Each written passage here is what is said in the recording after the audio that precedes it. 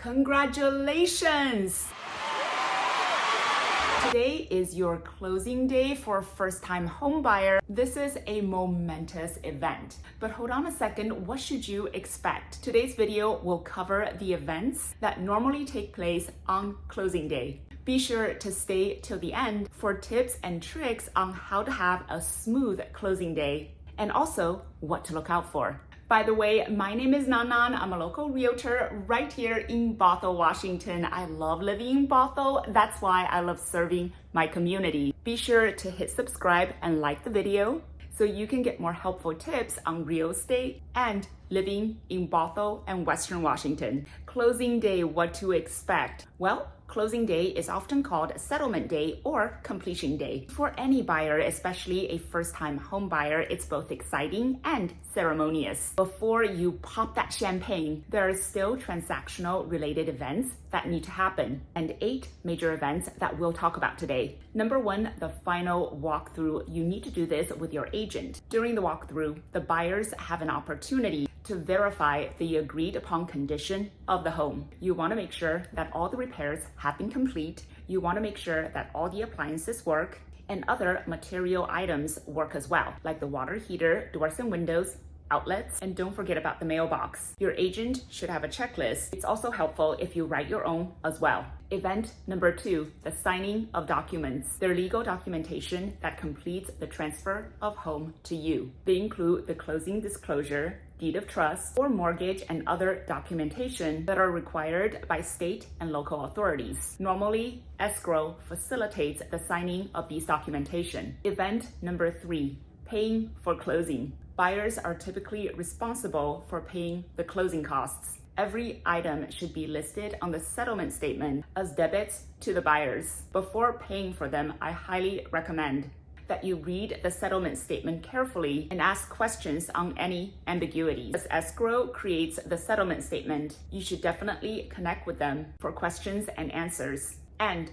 the payment process. Number 4, transfer of funds. At this point, your down payment and closing costs are transferred to escrow. It's being held in a third-party account along with your lender's funds, which should also be transferred from your lender on closing day. Escrow will then disperse the funds to cover for closing costs and pay the appropriate parties, including the seller and agents. Number 5, transfer of title. On closing day, the title is officially transferred from the sellers to you by recording the deed at the local government office. For Bothell, Washington, that would be Snohomish County.